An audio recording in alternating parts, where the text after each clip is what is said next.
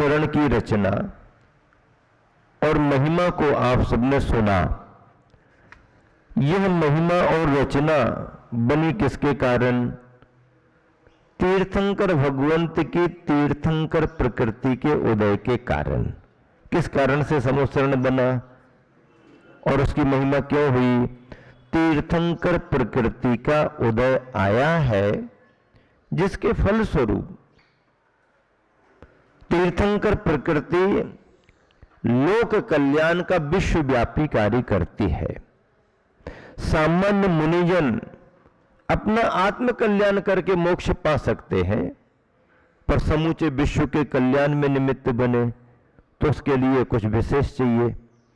तीर्थंकर भगवंत जो होते हैं वह मुनि तो होते ही हैं, अपनी आत्मा का कल्याण तो प्रारंभ में करते ही हैं, लेकिन जैसे ही उनको केवल ज्ञान होता है तो उनको तीर्थंकर प्रकृति का उदय आने पर समोसरण जैसा वैभव विभूति,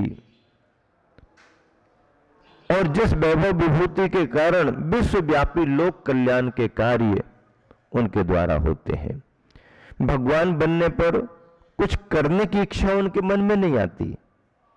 ऐसा नहीं है कि वह अपना सारा कार्य निश्चित करते हैं या पहले से संकेत कर देते हैं कि इसके बाद वहां समोसरण लगाना, ऐसा नहीं। सौधर्मेंद्र तीर्थंकर भगवंत के नियोग को समझता रहता है, उसके अवधि ज्ञान में भगवान का अगला नियोग कहां पर बनने वाला है ये ख्याल में आता है, और तदनुसार सौधर्मेंद्र कुबेर को संकेत देकर के समोसरण के बिहार की और रचनाओं की व्यवस्था करवाता, प्रबंध करवाता है। सौधर्मेंद्र को कुछ करने की जरूरत नहीं है, उनका तो संकेत ही पर्याप्त है, और बाकी कार्य करने वाले कुबेर भी कोई काम नहीं करता। कुबेर संकेत देता है। देवों में अच्छे अच्छे शिल्पकार देव भी होते हैं, और ऐसे शिल्पकार देव फिर रचना करते हैं। मैन्युफैक्चरिंग कहीं होती नहीं है कि कहीं पर कारखाने में बना पहले और फिर आकर के फिटिंग हुई, नहीं। सब कुछ स्वर्ग के भंडार में रखा हुआ है। एक तीर्थंकर के समय जो हुआ मोक्ष निर्वाण हो गया, वहीं पर जाकर के भंडार में जमा हो गया। फिर अगले तीर्थंकर आए, भंडार से निकल करके फिर सामान आएगा। भरत क्षेत्र के लिए अलग भंडार है, ऐरावत क्षेत्र के लिए अलग भंडार है, पूर्व विदेह और पश्चिम विदेह के लिए अलग भंडार है। चार चार व्यवस्थाएं हैं। सुमेरु पर्वत पर भी जब अभिषेक होता है तीर्थंकर भगवान का, तो वो किसी की सीट पर जाकर विराजमान नहीं होते, किसी की शिला पर नहीं। भरत क्षेत्र के तीर्थंकरों को अलग शिला है, अलग दिशा में। पूर्व पश्चिम उत्तर दक्षिण आदि आदि चार दिशाओं की चार जगह शिलाएं हैं, उन पर वहां के तीर्थंकर जाके विराजमान होते हैं। सब प्रबंध सुनिश्चित है, आकुलता का काम नहीं है, भागा भागी का काम नहीं है। ये खराब हो गया, वो खराब हो गया, और दूसरा वाला लाओ उसको निकालो, कोई माथा फोड़ी वहां पर कुछ नहीं है। फिटिंग बराबर है, ला करके फिटिंग कर दी, समोसरण ऑटोमेटिक सिस्टम जैसा लगता है, बहुत अच्छा लगता है, सुंदर लगता है, मन भावन लगता है। ऐसा समोसरण तीर्थंकर भगवंतों का लगता है। आदिनाथ भगवान का समोसरण उनके शरीर के हिसाब से था, 12 योजन का था। महावीर भगवान की अवगाहना छोटी हो गई तो उनके हिसाब से 1 योजन का बना। ठीक है ना? ड्रेस भी तो शरीर के हिसाब से होगी ना। अब छोटे बच्चों को बड़ी वाली ड्रेस पहना दो और बड़ों के लिए छोटी वाली दे दो, है? नंबर आते हैं ना कितने नंबर का, तो फिर जमेगा नहीं। तो बराबर उसके लिए फिटिंग भी होना और मैचिंग भी होना। आजकल मैचिंग का जमाना है, पैरों की उंगलियों से लेकर के बालों तक मैचिंग देखते हैं आदमी। क्या देखते हैं? क्या देखते हैं? मैचिंग। कपड़ा खरीदने में उतना टाइम नहीं लगता है जितना पसंद किए गए कपड़े की मैचिंग करने में दूसरा कपड़ा पसंद करना बहुत टाइम लगता है। हाँ, ऐसी कटिंग कर दे नाई तो इतना टाइम नहीं लगता है, सेटिंग करो बराबर, अभी और अभी और अभी और, उसमें टाइम लगता है। भगवान के समोह शरण की सेटिंग और मैचिंग में कोई ज्यादा टाइम नहीं लगता है, सब रखा हुआ है, फिटिंग बस अवगाहना बड़ी छोटी समय के अनुसार हो जाती है। आदिनाथ भगवान 500 धनुष के थे, अब 500 धनुष के समय वाले वही कपड़े महावीर भगवान को पहना देंगे, मामला बिगड़ जाएगा। हाँ, कैसे लगेंगे हमारे बाल प्रभु है महावीर भगवान, और मान लीजिए महावीर भगवान के हिसाब की ड्रेस 500 धनुष वाले को पहना दे तो भी नहीं जमेगी। हाँ, बराबर तीर्थंकर की अवगाहना जैसी है। अब आदिनाथ भगवान 500 धनुष के थे और आहार देने के लिए किसी टिंगू मास्टर को खड़ा कर दो, छोटा छोटा फुदक फुदक करके चलता हो तो कैसे देगा? तो 500 धनुष के आदिनाथ भगवान है, तो अंतर ज्यादा से ज्यादा हो तो 50 धनुष का कर लो, 5 फुट वाले को 4.5 फुट वाला अच्छे से दे सकता है, इतना अंतर तो संभव है। अन्यथा बराबरी बराबरी एकदम बहुत ज्यादा असमानता कर दी, फिर उसके बाद में नसैनी लगाओ, उसको उस पर खड़े करो, ऐसे बनता नहीं। आहार जो अपने हाथ पैरों से खड़ा नहीं हो सकता, नहीं दे सकता, उससे नहीं लेते हैं। नसैनी पर चढ़ करके कोई दे तो नहीं लेते हैं, बहुत नीचे खड़े होकर के दे नहीं लेते हैं, ऊपर खड़े होकर के नीचे ऐसा मुड़ करके दे तो नहीं लेते हैं। आहार दान में दाता और पात्र की सिमिट्री होती है। तो ऐसे समूह शरण की रचनाओं में तीर्थंकर प्रकृति के उदय वाले तीर्थंकरों के पुण्य प्रभाव से ये सब रचनाएं होती हैं। तीर्थंकर अरहंत भगवान के गुणों की चर्चा करते हैं तो कितने लिखे हुए हैं? कितने लिखे हुए हैं? देखो कितने लिखे हुए हैं? 46 गुण लिखे हुए हैं। इन 46 गुणों में तीर्थंकर प्रकृति वाले जो तीर्थंकर हैं उनके जन्म के 10 अतिशय, अतिशय किसे कहते हैं? अतिशय किसे कहते हैं? सामान्य जनों में न पाए जाने वाले विशेष प्रभावकारी संदर्भ, विशिष्ट प्रभावकारी संदर्भ अतिशय कहलाते हैं। चमत्कार नहीं कहना, अतिशय और चमत्कार में अंतर होता है। चमत्कार दिखाए जाते हैं, अतिशय दिखाए नहीं जाते हैं, अतिशय अपने आप दिखने लगते हैं। क्या? चमत्कार यदि नहीं दिखाओ तो समझ में नहीं आता कि चमत्कार है, तो दिखाना पड़ता है चमत्कार।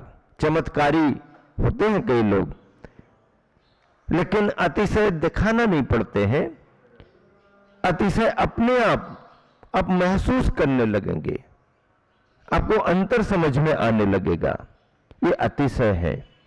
ऐसे जन्म संबंधी 10 अतिशय, केवल ज्ञान संबंधी 10 अतिशय, देवों के द्वारा किए जाने वाले 14 अतिशय, 4 अनंत चतुष्टय एवं 8 प्रातिहार्य। अब बाकी चर्चा तो करेंगे। 4 अनंत चतुष्टय, अनंतता को प्राप्त होने वाला चतुष्टय क्या कहलाता है? आत्मा में जो गुण है, उन गुणों के लिए, विशेष गुणों के लिए कर्मों ने ढक दिया। हमारे ज्ञान स्वभाव को ज्ञानावरणी कर्म ने ढक दिया। दर्शन संबंधी जो कर्म हमारा आत्मा का गुण था, उसको दर्शनावरणी कर्म ने ढक दिया। कर्म का पाठ आपको आगे पढ़ने मिलेगा। ऐसे तो प्रारंभिक 4 घातीय कर्म, ज्ञानावरणी, दर्शनावरणी, मोहिनी और अंतरा, इन्होंने हमारे 4 आत्मिक गुणों को ढका था। इनको ध्यान करते हुए आत्म साधक भव्य आत्मा ने नष्ट कर दिया। कर्म जब नष्ट हुए तो अंदर के गुण प्रकट हो गए। प्रकट हुए तो अनंत ज्ञान, अनंत दर्शन, अनंत सुख और अनंत वीर्य यानी सामर्थ्य, ये 4 गुण प्रकट हुए। इसको कहते हैं अनंत चतुष्टय। क्या कहते हैं इसको? इसको क्या कहते हैं? अनंत चतुष्टय। ऐसा चतुष्टय जो अनंतता को प्राप्त है। कैसा चतुष्टय? ऐसा चतुष्टय जो अनंत पने को प्राप्त, जिसका कभी अंत नहीं होगा, जो स्वभाव उसका प्रकट हो गया है, उस स्वभाव का अब कभी अंत नहीं होगा। ये अनंत चतुष्टय है। अब एक एक करके क्रमशः आप सुने। तीर्थंकर अरहंत भगवान। अच्छा, दूसरी बात एक और समझ लें। तीर्थंकर प्रकृति का जो बंध होता है, उस प्रकृति के बंध की व्यवस्था है।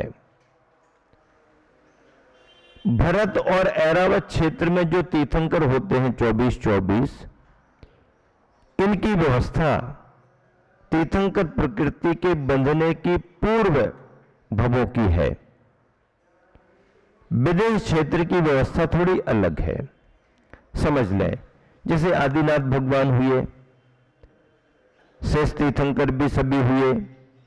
इन्होंने तीर्थंकर प्रकृति का बंध कब किया? तो पहले तो ये सभी 2400 तीर्थंकर स्वर्ग से आए। आप पूजा करते हैं, पूजा में पढ़ते हैं कौन कहां से आए। 2400 तीर्थंकर स्वर्ग से आए, तो स्वर्ग में तो तीर्थंकर प्रकृति का बंध नहीं किया, फिर कहां किया? उसके पहले वो मनुष्य थे। तीर्थंकर प्रकृति के बंध के लिए मनुष्य पर्याय होना जरूरी है, एक बात। दूसरी बात, कर्म भूमि का जीव हो, यह दूसरी बात। भोग भूमि में नहीं, कर्म भूमि का मनुष्य हो, और उस कर्म भूमि के मनुष्य को केवली श्रुत केवली का चरण सानिध्य प्राप्त हो। शर्तें देखना, केवली श्रुत केवली, तीर्थंकर भगवान भी उसी में आते हैं। केवली में केवली अथवा श्रुत केवली का चरण सानिध्य प्राप्त हो। उनके चरण सानिध्य में 16 कारण भावनाओं की विशुद्धि प्राप्त हो। हाँ, सानिध्य मिल गया और 16 कारण भावनाओं की विशुद्धि नहीं बढ़ी तो काम नहीं बनेगा। 16 कारण भावना भा रहे हैं पर सानिध्य नहीं मिल रहा, तो उस उत्कृष्ट कोटि की विशुद्धि नहीं बढ़ पाएगी। तो केवली श्रुत केवली तीर्थंकर का सानिध्य हो, 16 कारण भावनाओं की हमारे मन में विशुद्धता आए। 16 कारण भावनाओं में भी 15 भावनाओं में थोड़ा बहुत कमो बेसी हो सकता है, लेकिन मूल दर्शन विशुद्धि नाम की भावना तो उत्कृष्ट और निर्दोष होनी चाहिए। जड़ के समान है वो। दर्शन विशुद्धि मुख्य है। इस दर्शन विशुद्धि के साथ शेष भावनाएं भी चलेंगी, कुछ कम भी होंगी तो भी चलेगी, लेकिन दर्शन विशुद्धि का मतलब सम्यक दर्शन की निर्मलता, निर्दोषता होना जरूरी है। शेष 15 भावनाएं भी होना, 16 कारण भावना, अंतरंग निमित्त और बहिरंग निमित्त में केवली श्रुत केवली का सानिध्य। ऐसा यदि हुआ तो मनुष्य को तीर्थंकर प्रकृति का बंध हो जाता है। वह फिर उस भाव में स्वर्ग जाएगा और वहां से चय करके फिर तीर्थंकर बनेगा। अभी उदय में नहीं आई प्रकृति मनुष्य बनने में, कल्याणक शुरू हो गए, उदय में नहीं आई। उदय में आती है जब वो मुनि बनकर के केवल ज्ञान प्राप्त करते हैं, तो 13वें गुणस्थान में उस तीर्थंकर प्रकृति का उदय आता है, समोसरण की रचना होती है। विदेह क्षेत्रों की क्या व्यवस्था है? विदेह क्षेत्रों की व्यवस्था में पूर्व भाव से भी बंद करके कोई आ सकते हैं, अथवा उसी भाव में भी बंद कर सकते हैं। उसी भाव में बंद करने की व्यवस्था क्या है? जैसे कोई मनुष्य की पर्याय में जन्मा, 8 वर्ष अंतर्मूर्त का समय निकल गया, उसके बाद उसके परिणाम सम्यक दर्शन आदि को लेकर के विशुद्ध हुए, केवली श्रुत केवली का पादमूल मिला, 12-16 कारण भावनाएं अंदर से आने लगी, तो उसके लिए तीर्थंकर प्रकृति का बंध घर में रहते हुए भी हो सकता है। आप जैसी अवस्था में भी घर में रहते हुए व्यापार धंधा खेती बाड़ी आदि आदि करते हुए भी उसको हो सकता है। अब घर में तीर्थंकर प्रकृति का बंध हो गया तो फिर क्या होगा? अब जब दीक्षा लेगा तो दीक्षा कल्याणक, ज्ञान निर्माण कल्याणक आगे होंगे, लेकिन गर्भ जन्म उसके नहीं हो पाए, क्योंकि जन्म के बाद उसने बंद किया। जन्म के पहले आता तो गर्भ जन्म कल्याणक होते, और पूर्व भाव से आता, स्वर्गों में बंद होता नहीं है। अच्छा, फिर यदि मान लीजिए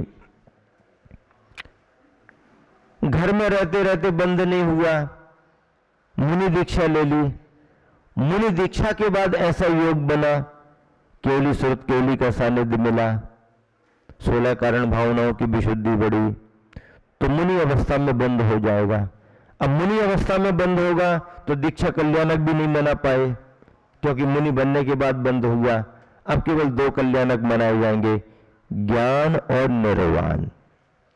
इस तरह से तीर्थंकर प्रकृति के बंध वाले या तो 5 कल्याणक वाले मिलेंगे, जो भरत ऐरावत क्षेत्र में और विदेश क्षेत्र में भी। घर में रह करके यदि उसी भाव में बंद किया, फिर दीक्षा ज्ञान निर्वाण, अथवा 3 कल्याणक वाले नहीं, दीक्षा लेने के बाद बंद किया तो 2 कल्याणक वाले।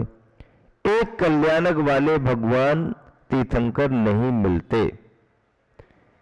ज्ञान होगा तो ज्ञान और निर्माण दोनों एक साथ होंगे, गर्भ कल्याणक होगा तो गर्भ और जन्म दोनों एक साथ होंगे, अथवा 2 कल्याणक वाले होते हैं, 5, 3 अथवा 2 कल्याणक वाले तीर्थंकर होते हैं।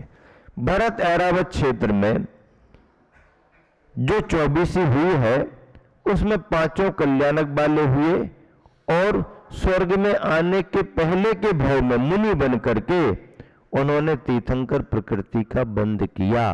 24 कथानक आप पढ़ो, आपको जानकारी मिलेगी। इस तरह से तीर्थंकरों की ये सामान्य जानकारी जो आप सभी को प्राप्त करना जरूरी है, आपके बीच में रखी गई। तीर्थंकर भगवंत सामान्य से अपने घर परिवार में माता पिता के साथ में राजघराने में रहते हैं। बाल ब्रह्मचारी वय में तीर्थंकर दीक्षा ले लेते हैं, विवाहित होकर के राजपाट करके भी लेते हैं। 24 तीर्थंकरों में कितने तीर्थंकर बाल ब्रह्मचारी हुए? हमने बताया नहीं आपको, हाथ ही उठा हमारा ऐसा, वो तो उठता रहता है। कितने तीर्थंकर बाल ब्रह्मचारी हुए? 5 हुए। क्या हुआ? कितने हुए? 5 हुए। कौन कौन से 5 हुए? बांसपूज, मल्लीनाथ, नेमिनाथ, पारसनाथ, महावीर, लास्ट के तीनों 5 बाल ब्रह्मचारी तीर्थंकर हुए। शेष 19 तीर्थंकर विवाह सहित राजपाट करते हुए बाद में दीक्षा लेकर के तीर्थंकर बने। तीर्थंकर वो विवाहित राजपाट करने वाले तीर्थंकर हुए। इस तरह से 24 तीर्थंकरों के बिंदु बिंदु रूप में विस्तार बहुत है, पर प्रासंगिक जो बात आपके बीच में आई उसको रखा।